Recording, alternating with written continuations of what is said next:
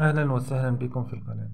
خبري لهذا اليوم عن ولاية مسيلة، حيث سقطت طيارة بدون طيار في منطقة ولاد المعارف ولاية مسيلة، والحمد لله على كل حال لم تسجل أي إصابات أو خسائر مادية أو انفجار لهذه الطائرة.